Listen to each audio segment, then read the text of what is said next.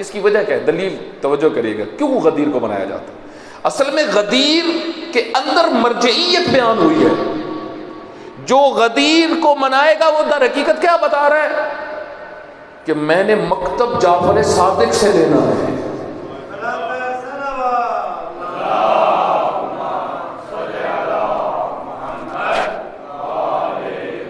مثلا حتیٰ ہاتھ کھول کے نماز پڑھنی ہے یا باندھ کے پڑھنی، اس کا غدیر سے تعلق ہے۔ وضو کس طرح کرنا ہے، اس کا غدیر سے تعلق ہے۔ غدیر اگرچہ نماز سیاسی رکھتی ہے، حاکمیت کا مسئلہ ہے غدیر، لیکن اس کے اندر یہ مرجعیت دینی ہے۔ جب علم ادھر سے لیں گے، معرفت ادھر سے لیں گے، پھر بھٹکیں گے نہیں۔ لیکن جب علم کا منبع آپ کا چینج ہو جائے گا، اور یہی کیا بنو امیہ نے، یہی کیا ائمہ سے ہٹانے کے لیے۔ امام سے ہٹنا ہی معرفت کا ختم ہونا ہے، توجہ کریں۔ جب آپ امام سے دور ہو گئے کسی بھی وجہ سے، آپ کا ذہن بھر دیا گیا کسی بھی وجہ سے، بنو امیہ نے یہی کام کیا۔ بنو امیہ نے انفارمیشنز کے ذریعے بدلے، جعلی احادیث بنائی، لوگ ان کو سنتے تھے، اصلی منبع تک نہیں جاتے تھے۔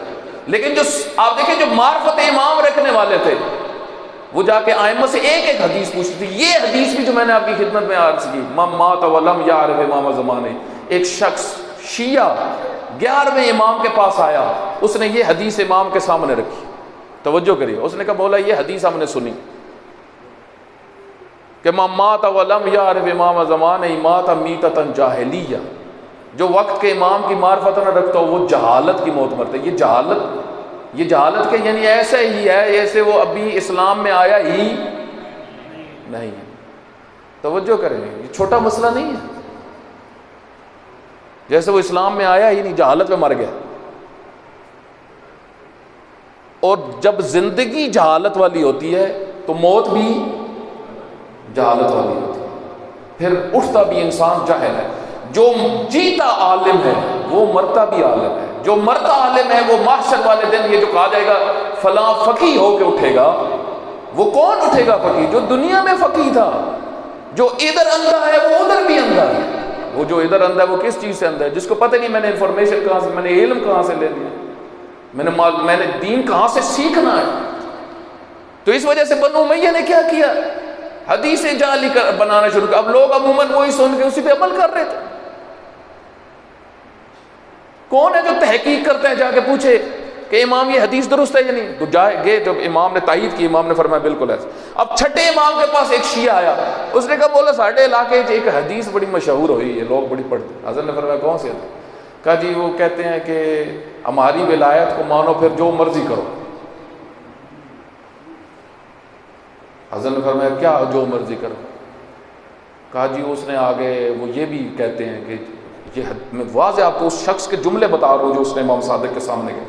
اس نے کہا جی وہ کہتے ہیں پھر نشہ بھی کرو پھر زنا بھی کرو، جو کرنا ہے۔ حضرت نے فرمایا، غصے میں آیا حضرت نے فرمایا اس نے کتنا بڑا جھوٹ بولا ہے اور ہماری بات کو الٹ کیا ہے۔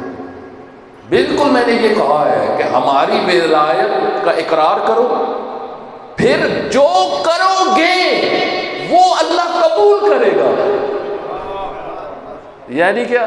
یعنی ہماری ولایت کے اقرار کے بعد نماز پڑھو گے اللہ قبول کرے گا، صدقات دو گے اللہ قبول کرے گا، حج کرو گے اللہ قبول کرے گا۔ لیکن کوئی اگر ہماری ولایت کا اقرار نہ کرتا ہو اس کی عبادتیں اللہ کی بارگاہ میں قبول نہیں۔ یہ بات میں نے کی تھی، اور اس نے وہاں پہ کیا پہنچائی؟ اب وہ سمجھدار تھا تو انفارمیشن لینے آ گیا، لیکن جو سمجھدار، اب امام کے ہوتے ہوئے ایک بڑی تعداد اس طرح گمراہ ہوتی تھی، تو جب امام کی غیبت ہے تو پھر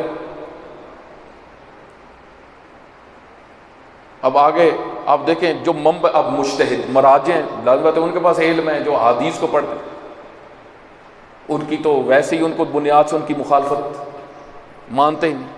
تو توجہ کریں، بنو امیہ نے جو کام کیا ائمہ سے دور کرنے، آپ جب ائمہ کے علم سے جڑتے ہیں تو آپ کی معرفت مسلسل بڑھتی ہے، آپ کا ارتقاء ہوتا ہے، آپ کی شخصیت بڑھتی ہے جب اس علم سے جڑتے ہیں۔ لیکن جب آپ اس علم سے نہیں جڑتے، آپ دیکھیں اگر کوئی کربلا 100 اشرے بھی سن لے لیکن امام حسین علیہ السلام کی اس نظریے کو نہ سنیں تو کیا اس کے وجود میں وہ سوچ کربلائی بنے گی؟ نہیں بنے گی، کبھی بھی وہ تبدیل نہیں ہوگا، کیونکہ ہمارے پر علم آسمانوں سے نہیں آتا، وہ نبیوں پہ آتا ہے۔ بات سمجھتے ہیں کہ وہ جس طرح کہتے ہیں اسی پڑھے پڑھائے ہیں، بعض نبی بنے ہوئے ہیں نہ، ہر انسان کو علم کی ضرورت ہے۔ وہ کہاں سے علم لینا ہے؟ مرجع دین اہل البیت ہے علیہ الصلوۃ والسلام۔ یہ معرفت امام میں پہلا۔ اور دوسرا توجہ کریے، قاضی منصب پیغمبر گرامی کا، اس وجہ سے کوئی بھی رسول اللہ کے ہوتے ہوئے کسی سے جا کے مسئلہ پوچھتا تھا؟ نہیں۔ یہ مرجعیت دینی رسول خدا نے امیر المومنین کو دی تھی، یہ مرجعیت دینی کہ میرے بعد علم کا مرجع، اور جب یہ چیز بدلے گی، اس وجہ سے پھر رسول اللہ کے مقابل میں احکام وضع ہوئے، اور پھر یہ